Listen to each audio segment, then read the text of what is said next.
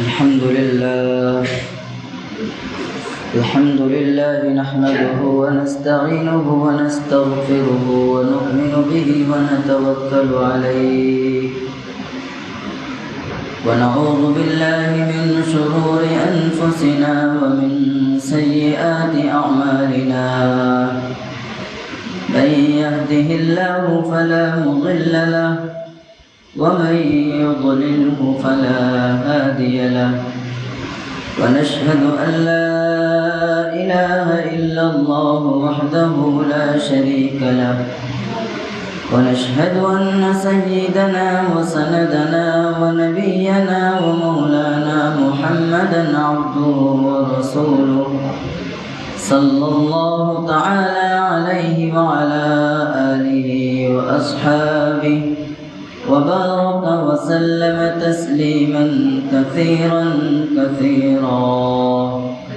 أما بعد أعوذ بالله من الشيطان الرجيم بسم الله الرحمن الرحيم يا أيها الذين آمنوا عليكم أنفسكم لا يضركم من ضل إذا اهتديتم إلى الله مرجعكم جميعا فينبئكم بما كنتم تعملون صدق الله العظيم. میرے محترم بزرگوں اور عزیز ساتھیوں، اللہ تبارک و تعالیٰ کا بے حد احسان اور کرم ہے کہ اللہ تبارک و تعالیٰ نے مجھے اور آپ کو اپنی بارگاہ میں بلایا. میں نے ابھی آپ حضرات کے سامنے قرآن کریم کی ایک آیت کریمہ تلاوت کی ہے. یہ آیت کریمہ اللہ تبارک و تعالی نے عجیب و غریب انداز میں بیان فرمایا ہے. اس آیت کریمہ کا مطلب بھی سمجھیں گے اور اس تعلق سے جو باتیں ہیں وہ بھی آپ حضرات کے سامنے عرض کرنے کی کوشش کروں گا. آج ہم دنیا کے اندر دیکھتے ہیں سینکڑوں ہزاروں لوگ اس دنیا کے اندر دوسرے لوگوں کو صحیح راستے پر لانے کی کوششیں کر رہے ہیں، محنتیں کر رہے ہیں. تبلیغ والے راتوں دن دوسرے کو سمجھانے کی فکر کر رہے ہیں، ہمارا بھائی کیسے نمازی بن جائے، ان کے اندر دین کیسے آ جائے، ان کے گھروں کے اندر دین کیسے آ جائے.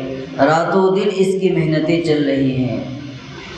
اور دوسرے پارٹی والے مسلمان کیسے صحیح راستے پر آ جائے، مسلمانوں کا نہج کیسے صحیح ہو جائے. ہندوستان کے اندر، پوری دنیا کے اندر کئی پارٹیاں، کئی جماعتیں اصلاح معاشرہ کے تعلق سے جلسے جلوس کرتے ہیں، میٹنگیں کرتے ہیں کہ کیسے معاشرے کی اصلاح ہو، نوجوان بچے غلط راستے سے کیسے بچ جائیں، ہماری بہن بیٹیاں صحیح راستے پر کیسے آ جائیں. مختلف جگہوں میں مختلف طریقے سے مختلف قومیں، مختلف پارٹیاں اصلاح معاشرہ کی فکر کر رہی ہے اور کرنی بھی چاہیے. لیکن اس آیت کے اندر اللہ تبارک و تعالی نے ایک ایمان والے کو مخاطب کر کے فرمایا، اے ایمان والو، اے وہ لوگوں جو ایمان لائے ہو، جو مسلمان ہیں، اللہ پر، اللہ کے نبی پر جن کا ایمان ہے، اللہ کو ایک مانتا ہے، نبی کو آخری رسول مانتا ہے، ان کو مخاطب بنا کر کے اللہ تبارک و تعالی فرماتے ہیں علیکم انفسکم، اپنے آپ کی خبر لو، اپنے آپ کی خبر لو. ہر آدمی دوسرے کی اصلاح کی فکر کرنے کی کوشش کرتا ہے لیکن خود کی فکر نہیں رہتی ہے. کہ آدمی ابھی اپنے آپ کے اوپر بھی جھانکے، میں جس طریقے سے دوسرے کو نماز پڑھنے کو کہتا ہوں، میں کتنا خود نماز کا پابند ہوں. میں دوسرے کو روزہ رکھنے کہتا ہوں، میں خود روزے کا کتنا پابند ہوں. میں دوسرے کو زکوٰۃ نکالنے کا کہتا ہوں، میں خود زکوٰۃ نکالنے کے لیے کتنا پابند ہوں. اپنے آپ کی فکر رکھنی چاہیے، اپنی خبر لو، اے ایمان والو اپنی خبر لو، اللہ تبارک و تعالیٰ نے اس آیت کریمہ کے اندر فرمایا۔ اس لیے آپ دیکھتے ہیں دنیا کے اندر بہت سارے لوگ، بہت ساری قومیں، بہت ساری جماعتیں کیا ہے لوگوں کی اصلاح کی فکر کر رہے ہیں، لیکن اس کے باوجود لوگ جس راستے پر تھے اسی راستے پر ہیں۔ برسوں سے یہ طریقہ چل رہا ہے، جلسے ہو رہے ہیں، جلوس نکل رہے ہیں، جمعے کے اندر بیانات ہوتے ہیں، لوگوں کے گھر گھر تک سمجھانے کے لیے جایا جاتا ہے، لیکن کوئی حاصل نہیں آتی، اس کا کوئی فائدہ نہیں ملتا ہے کہ جماعت والے، مدرسے والے، علماء، ہر ایک آدمی کے اوپر فرض ہے دوسرے کو کیا ہے دین پہنچانے کا، پہنچا رہے ہیں، لیکن کوئی فائدہ خاص حاصل نہیں ہو رہا ہے کہ آخر اتنی محنت سے، اتنی کوشش کے باوجود لوگ کیوں دین پر نہیں آ رہے ہیں؟ اس لیے کہ ہم خود سوچ لیے ہیں کہ دوسرے کی کیسے اصلاح ہو جائے، اور دوسرا وہ سمجھتا ہے کہ دوسرے کی کیسے اصلاح ہو جائے، اپنی خود کی فکر نہیں رہتی کہ ہماری اصلاح کیسے ہو جائے۔ ہم جس چیز کی لوگوں کو دعوت دے رہے ہیں، ہم جس چیز کے بارے میں لوگوں کو دین کی طرف لا رہے ہیں، میں خود کتنا دین کا پابند ہوں، اس کی فکر نہیں ہے۔ اگر پوری جماعت کے جتنے بھی اصلاح معاشرہ کرنے والے لوگ ہیں، جتنے لوگوں تک دین پہنچا رہے ہیں، اگر سب آدمی یہ سوچ لے کہ پہلے مجھے پرفیکٹ ہونا ہے دین پر، پہلے مجھے دین پر جمنا ہے، پہلے مجھے پکا سچا نمازی بننا ہے، تو ہر آدمی اگر اپنی اصلاح کر لے گا تو خود بخود معاشرے کی اصلاح ہو جائے گی۔ آج ہم دوسرے پر تانا دیتے ہیں، فلاں آدمی پکا نمازی نہیں، فلاں آدمی روزہ رکھتا نہیں، فلاں زکوٰۃ نکالتا نہیں، انہیں تو چوری کرتا ہے، انہیں غیبت کرتا ہے۔ ہر وقت ہمارے کیا ہے دوسرے کی فکر ہے، وہ کیا کرتا ہے اللہ تبارک و تعالیٰ ان کے بارے میں پوچھیں گے، تم کیا کرتے ہو، تمہارے بارے میں اللہ تبارک و تعالیٰ کل قیامت کے دن پوچھیں گے۔ اس لیے دوسرے پر انگلی اٹھانے سے پہلے اپنے گریبان میں جھانکنا چاہیے کہ ہم کتنا سچ بولنے والے ہیں، ہم کتنا لوگوں سے کیا ہے لوگوں کی غیبت نہیں کرتے ہیں۔ تو دوسرے پر انگلی اٹھانے سے پہلے خود اپنے گریبان میں جھانکے، اپنے آپ سوچے کہ میں کتنا دین کا پکا ہوں، میں کتنا دین پر چلنے والا ہوں۔ اس آیت کریمہ کے اندر اللہ تبارک و تعالیٰ نے یہی فرمایا ہے، یا ایھا الذین آمنو، اے ایمان والو، علیکم انفسکم، اپنے آپ کی خبر لو، لا یضرکم من ضل اذا اہتدیتم، اگر دنیا کے اندر لوگ گمراہ فرقے کے ہیں، غلط راستے پر چل رہے ہیں، غلط راستے کی دعوت و تبلیغ دے رہے ہیں، اگر ان کا گمراہ طریقہ، ان کا غلط طریقہ، اگر تم صحیح راستے پر، صحیح ہدایت پر آ گئے تو ان کا غلط طریقہ تم تک آنے والا نہیں۔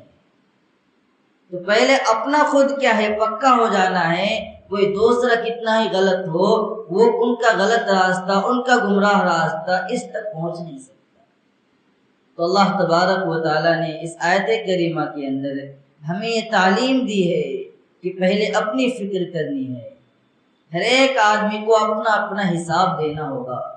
کل قیامت کے دن دوسرے کے بارے میں نہیں پوچھا جائے گا، بتاؤ کہ اس نے کیوں نہیں نماز پڑھی۔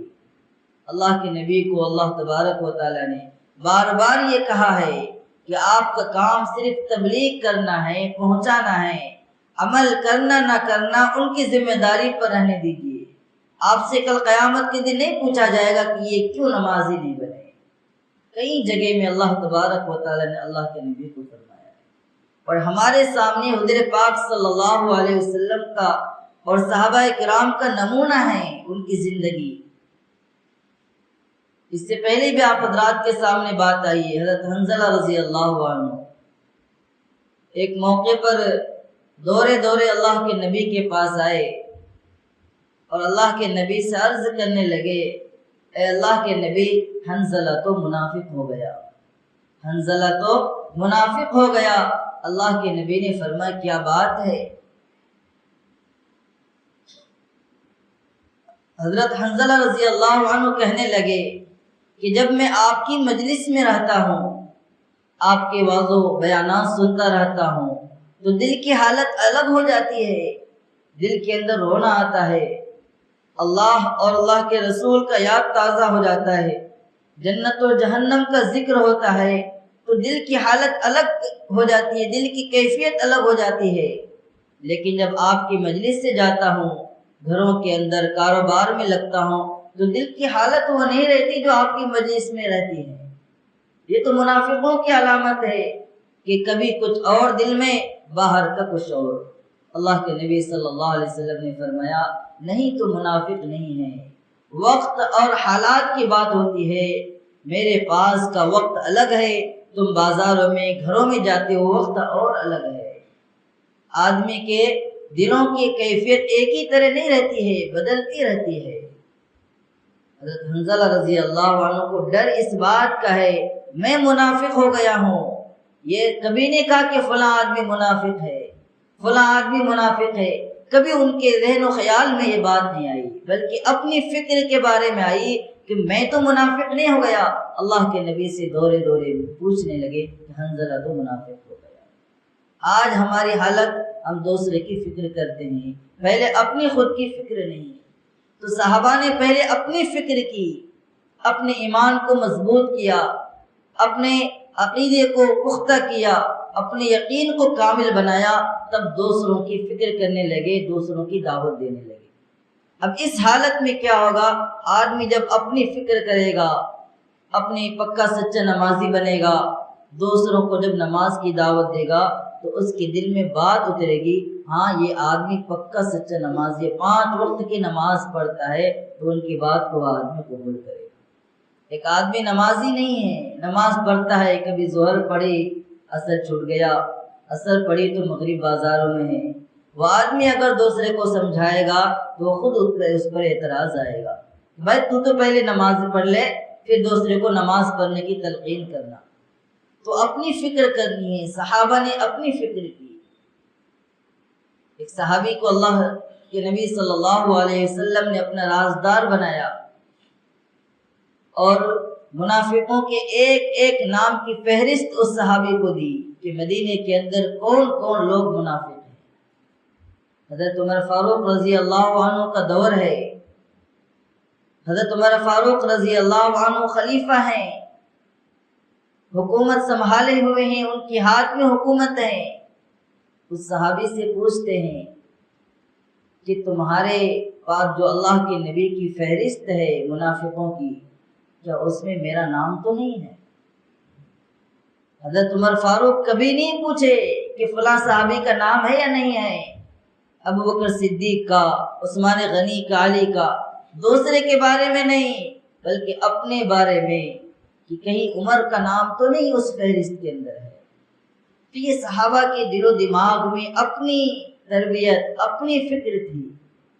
میں ہرگز یہ نہیں کہہ رہا ہوں کہ آپ دین پر جمے ہوئے ہیں، آپ دوسروں کو دین نہ پہنچائے، یہ ہرگز مطلب نہیں ہے، بلکہ خود پہلے اپنے آپ کو پختہ کیجئے پھر دوسروں کو دین کی دعوت دیجئے۔ اپنے آپ پختہ ہیں، نمازی پکے سچے ہیں، دوسرے کو بھی دین کی دعوت دیجئے، اپنے آپ کی فکر کیجئے۔ بسا اوقات کبھی ہوتا ہے آدمی خود نمازی نہیں لیکن دوسرے کو دعوت دینے سے کیا ہے وہ خود نمازی بن جاتا ہے۔ بھائی میں تو دعوت دے رہا ہوں لیکن خود نماز نہیں پڑھتا ہوں، تو ان کے دل میں تکلیف ہوگی، بھائی پہلے خود نماز پڑھ لے پھر دوسرے کو دعوت دے۔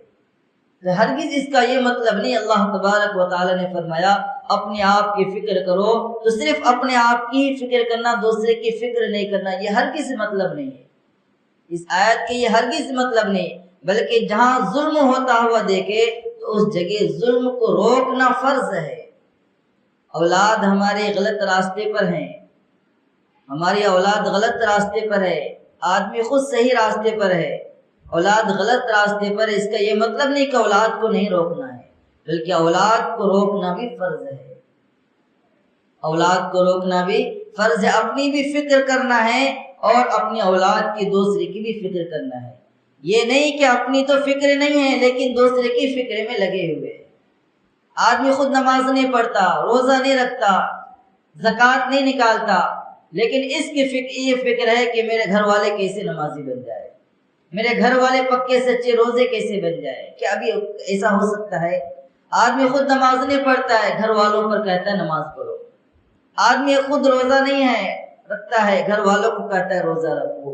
کبھی ایسا نہیں ہو سکتا۔ لیکن آدمی خود نماز پڑھے گا۔ مرد گھر کے اندر نماز پہ عورت کو کہے کہ تجھے بھی نماز پڑھنی ہے تو وہ خود نماز کو آئے گی۔ اگر مرد نماز نہیں پڑھتا عورت کو نماز پڑھنے کے لیے کہے تو عورت جواب دے گی پہلے آپ تو نماز پڑھ لیجیے۔ تو اس لیے اپنی بھی فکر کرنی ہے اور دوسروں کو بھی فکر کرنی ہے۔ ایسا نہ ہو کہ اپنی فکریں نہیں ہیں اور دوسروں کی فکریں میں لگے ہوئے۔ اللہ کے نبی صلی اللہ علیہ وسلم ایمان کے بعد جو اسلام کی بنیادی چیزیں ہیں، ایمان کے بعد جو ہے نماز کا درجہ ہے اسلام کے اندر۔ بنی الاسلام علی خمس شہادت اللہ الہ الا اللہ وان محمد رسول اللہ و اقام الصلاۃ۔ نماز بنیادی چیز ہے ایمان کے بعد۔ اللہ کے نبی صلی اللہ علیہ وسلم نے اس امت کو نماز کی تعلیم دی ہے اور کہا ہے کہ میری آنکھوں کی ٹھنڈک نماز میں ہے۔ اللہ کے نبی صلی اللہ علیہ وسلم نے امت کو تعلیم دی کہ دن میں 5 وقت فرض نماز ادا کرنا ہے، 5 وقت دن کے اندر نماز پڑھنی ہے۔ اللہ کے نبی خود اس پر عمل کیے اور 8 وقت کی اللہ کے نبی نمازیں پڑھے ہیں۔ 5 تو یہ فرض نمازیں اور اشراق کی نمازیں بھی پڑھتے تھے، چاشت کی نماز بھی پڑھتے تھے، اوابین بھی پڑھتے تھے، تہجد بھی پڑھتے تھے۔ تو اللہ کے نبی صلی اللہ علیہ وسلم امت کو تعلیم دی ہے فرض 5 وقت کی نماز پڑھو، لیکن خود اللہ کے نبی صلی اللہ علیہ وسلم اور زیادہ نمازیں پڑھتے تھے۔ روایت کے اندر یہاں تک آتا ہے کہ اتنی نمازیں نفل نماز پڑھتے تھے، کھڑے ہو کر حالت میں پاؤں سوج جاتا تھا اللہ کے نبی کا۔ تو امت کو تعلیم دے رہے ہیں لیکن خود پہلے اس پر عمل کر رہے ہیں۔ اللہ کے نبی نے فرمایا پورے مہینے کے روزے رکھنا ہے، پورے مہینے کے روزے رکھتے تھے، مہینے کے 3 روزے رکھتے تھے، عاشورہ کے روزے رکھتے تھے اور بہت سارے روزے رکھتے تھے اللہ کے نبی صلی اللہ علیہ وسلم۔ شعبان کے بارے میں آتا ہے ایک روایت کے اندر ہم عائشہ فرماتی ہے ایسا لگتا تھا اللہ کے نبی روزہ رکھتے تھے، ایسا لگتا تھا کہ اب روزہ بند ہی نہیں کریں گے، روزہ رکھتے ہوئے چلے جائیں گے۔ تو اللہ کے نبی صلی اللہ علیہ وسلم نے اس امت کو جو تعلیم دی پہلے خود اس پر عمل کیے، پھر امت کو تعلیم دی ہے۔ اللہ کے نبی نے زکوٰۃ نکالنے کو امت کو تعلیم دی کہ جو صاحب نصاب ہے جس کے اوپر زکوٰۃ فرض ہے وہ سال میں ایک بار زکوٰۃ نکالے، لیکن اللہ کے نبی صلی اللہ علیہ وسلم خود اس پر عمل کرتے تھے۔ ایک موقع پر ایک واقعہ یہ ہے کہ اللہ کے نبی صلی اللہ علیہ وسلم مسجد میں آئے، نماز پڑھانے کے لیے امامت کے لیے کھڑے ہوئے اور تکبیر ہوئی، اقامت ہوئی۔ اب پھر پتہ نہیں کیا ہوا، اللہ کے نبی صلی اللہ علیہ وسلم گھر کے اندر چلے گئے، مسجد سے لگ کے ہی گھر تھا، اقامت ہو گئی ہے، گھر کے اندر چلے گئے۔ تھوڑی دیر بعد آئے، نماز پڑھائی، صحابہ تعجب ہوئے، کبھی ایسا ہوا نہیں ہے کہ اللہ کے نبی اقامت کے دوران ہی گھر کے اندر چلے گئے ہوں پھر آ کر کے نماز پڑھائی ہو۔ اور صحابہ کے یہ عام مزاج تھا، کوئی عجیب چیز اللہ کے نبی سے دیکھتے یا سنتے تو سوال کرتے تھے، پوچھتے تھے۔ آج ہمارا پوچھنے کا رواج ختم ہو گیا ہے، پوچھنے سے بھی علم میں اضافہ ہوتا ہے۔ حضرت یہ کیسے کریں، نماز میں کتنے فرض ہیں، میں وضو کرتا ہوں میرا وضو صحیح نہیں ہے یا نہیں ہے، میں نماز پڑھتا ہوں ذرا آپ سنیے میرا نماز کیسا، نماز پڑھنے کا طریقہ صحیح نہیں ہے، یہ سب کچھ ہمارے درمیان سے اٹھ گیا ہے۔ اللہ کے نبی صلی اللہ علیہ وسلم اور صحابہ کا بھی یہ طریقہ رہا ہے۔ بڑے بڑے صحابہ کرام، عثمان غنی چند صحابہ کو اکٹھا کر کے پوچھ رہے ہیں، بول رہے ہیں کہ آؤ میں تم کو اللہ کے نبی کا وضو کا طریقہ بتاتا ہوں، اللہ کے نبی کیسے وضو کرتے تھے اور وضو کر کے بتائیں۔ حضرت علی رضی اللہ عنہ کے بارے میں آتا ہے، اور صحابہ ایک دوسرے سے پوچھتے تھے، کوئی ڈاؤٹ ہو، کوئی اشکال ہو، کوئی پوچھنے کی چیز ہو، کوئی اعتراض ہو۔ آج ہمارے درمیان سے یہ چیزیں ہٹتی جا رہی ہیں، جس کی وجہ سے ہمیں نہ علم ہے نہ علم کی کوشش ہے کہ ہمیں کیسے علم آ جائے۔ پوچھنی چاہیے، پوچھنے میں کبھی شرمانا نہیں ہے۔ علماء فرماتے ہیں، لوگوں سے سنا ہو کہ علم کیا ہے، ماں کے پیٹ سے لے کر قبر کی پیٹ تک سیکھتے ہی رہنا چاہیے۔ علم ماں کے پیٹ سے لے کر قبر کے پیٹ تک سیکھتے ہی رہنا چاہیے۔ ہماری عمریں ہو گئی ہیں، بڑے حضرات ہیں، عمریں ہو گئی ہیں، نماز صحیح طریقے سے نہیں آتا۔ آپ حضرت سے پوچھئے، کسی بھی حضرت سے ہو پوچھئے، ان سے پوچھئے ثنا کیسے پڑھنی ہے، درود شریف کیسے پڑھنی ہے، سورہ فاتحہ سنائیے۔ جو نماز کی جو ضروری چیز ہے وہ کم سے کم اپنی حضرت سے کنفرم کر دیے کہ میری نماز صحیح ہو رہی نہیں ہو رہی۔ آج ہماری حالت یہ ہو رہی ہے کہ آدمی قبر کے اندر کو جانے والا ہے لیکن نماز پڑھ رہا ہے، جوانی سے نمازی ہیں، 60-70 سال نماز پڑھتے ہوئے ہو گیا، لیکن اگر دیکھیں تو ان کی نماز صحیح ہے، سورہ فاتحہ نہیں آتا، یا سورہ فاتحہ آتا ہے تو دعائے قنوت نہیں آتا، دعائے قنوت آتا ہے تو ثنا نہیں آتا، کچھ نہ کچھ کمیاں ہیں۔ اس نمازوں کا کیا فائدہ جو ہماری نماز ہی مکمل نہیں۔ اگر ساری دعائیں آتی ہیں، سورہ فاتحہ بھی، ثنا بھی، دعائے قنوت بھی، درود شریف، سب دعائیں آتی ہیں، لیکن نماز کے اندر کتنی چیزیں فرض ہیں، کون سی چیز اگر ہماری چھوٹ گئی تو نماز ہی نہیں ہوتی، یہ ہمیں اور آپ کو معلوم نہیں ہے۔ سیکھنا ہے، سیکھنے کی کوشش کرنی چاہیے، کم سے کم ہماری نماز تو صحیح ہو جائے۔ نماز کے اندر کتنے واجبات ہیں، وہ ان واجب کے چھوٹنے سے 100 سجدہ کرنے کو پڑتا ہے۔ اگر کوئی چیز چھوٹ گئی، ایک آدمی نماز پڑھ رہا ہے، نماز پڑھتے پڑھتے سورہ فاتحہ پڑھ دیا، دوسری سورت پڑھنا ہے، انہیں سوچ لیتا رہتا ہے کہ کون سی سورت پڑھنی، سورہ الم تری کیف پڑھنا، لیلاف قریش پڑھنا، اتنا دیر سوچنے میں لگا دیا کہ 3-4 بار سبحان اللہ پڑھ سکتے ہیں۔ اب وہ آدمی کنٹینیو نماز پڑھ کے سلام پھیر ڈالتا ہے، حالانکہ اس کی نماز نہیں ہوئی۔ 3 بار سبحان اللہ کے بقدر اگر کوئی آدمی سوچتا رہا کون سی سورت پڑھنی ہے، یہ غیب کی وجہ سے کیا ہوتا ہے، اس کے اوپر 100 سجدہ واجب ہو جاتا ہے۔ اب 100 سجدہ کرنے سے تب اس کی نماز ہوگی۔ یہ چھوٹی چھوٹی مسئلے ہیں، نماز کے اندر واجب کے چھوٹنے سے 100 سجدہ کرنا پڑتا ہے۔ نماز کے اندر چند فرائض ہیں، وہ اگر چھوٹ گیا تو نماز ہی نہیں ہونے گی، نماز پھر دوبارہ پڑھنا پڑے گا۔ نماز کے اندر کچھ چیزیں فاسد ہے، نماز پڑھتا ہوا ایک آدمی کے دانت میں چنا یا چنے سے زیادہ مقدار میں کچھ پھنس کو رہ گیا تھا، اب نماز کے دوران وہ جیب سے نکال کر کے کھا لیا ہے، نماز فاسد ہو گئی۔ نماز کے دوران چنے سے زیادہ مقدار میں کچھ اگر کھا لینے سے نماز فاسد ہو جائے گی، ختم ہو جائے گی، دوبارہ نماز پڑھنی پڑے گی۔ تو میں عرض کر رہا تھا تھوڑی تھوڑی چیز کیا ہے، اپنے حضرت سے پوچھنے کی عادت بنا لیجیے۔ تھوڑے مسئلے ہو جو ہمیں روز مرہ پیش آنے والے ہیں، نماز کے بارے میں پوچھ لیجیے کہ میری نماز صحیح ہوتی ہے نہیں ہوتی۔ تو صحابہ کی یہ عام عادت تھی کہ اللہ کے نبی صلی اللہ علیہ وسلم سے کوئی عجیب چیز دیکھتے تو پوچھتے، اللہ کے نبی آپ نے ایسا آج کیا ہے، اس سے پہلے کبھی ایسا نہیں کرتے تھے۔ اللہ کے نبی صلی اللہ علیہ وسلم نے فرمایا بات دراصل یہ ہے کہ میں جب نماز پڑھانے آیا اور تکبیر ہونے لگی تو مجھے یاد آیا کہ میرے گھر میں کچھ سونا رکھا ہوا ہے، درہم 7 درہم یا کچھ، اور میں یہ شرم محسوس کیا میں اللہ کے سامنے کھڑا ہوں اور میرے گھر میں بغیر ضرورت کے چند سونے کی درہم رکھے ہوئے ہوں، یہ مجھے گوارا نہ کیا، اس لیے میں گھر کے اندر جا کر کے اس کا پہلے کام لگا دیا، یعنی صدقہ خیرات کر دیا، پھر آ کر کے نماز پڑھا۔ تو اللہ کے نبی صلی اللہ علیہ وسلم ہمیں زکوٰۃ کی تعلیم دے رہے ہیں اور خود کتنا مال خیرات کرنے کے، زکوٰۃ نکالنے کے پابند ہیں۔ تو ہم خود پابند رہیں گے، اپنے آپ پر یقین ہوگا کہ ہم کتنے نمازی ہیں، کتنے روزے دار ہیں، کتنے زکوٰۃ نکالنے والے ہیں۔ اب دوسروں کو فکر ہوگی دوسروں کو زکوٰۃ نکالنے کی، تو ان کے دل پر اثر ہوگا کہ ہاں بھائی یہ زکوٰۃ نکالتا ہے، اور زکوٰۃ نکالنے فائدے بھی بیان کرے گا۔ آدمی اگر زکوٰۃ نکالتا ہے اسے خود احساس ہوگا کہ زکوٰۃ نکالنے سے کتنا بڑا دنیاوی فائدہ ہے، اس کے مال کبھی ادھر ادھر نہیں جائے گا۔ آج ہم بیماریوں میں لاکھوں روپے خرچ کر ڈالتے ہیں، لیکن اگر آپ زکوٰۃ نکال کر کے دیکھیں تو آپ کے وہ لاکھوں روپے جو بیماریوں میں جاتے ہیں وہ جانا بند ہو جائے گا۔ اللہ تبارک و تعالیٰ غیبی مدد کرتے ہیں، اس لیے اللہ تبارک و تعالیٰ نے جو ہمارے اوپر احکام دیے ہیں، اس آیت کے اندر جو حکم ہے کہ ایمان والو اپنے آپ کی خبر لو، اپنی فکر کرو، اپنے گریبان میں ہاتھ ڈالو، اپنے آپ کی فکر کرنا ہے اور دوسروں کو بھی فکر کرنی ہے۔ اولادوں کے تعلق سے اگر ماں باپ دیکھ رہے ہیں کہ میرے اولاد کیا ہے، غلط راستے پر ہے، ان کو صحیح راستے پر لانا ہے۔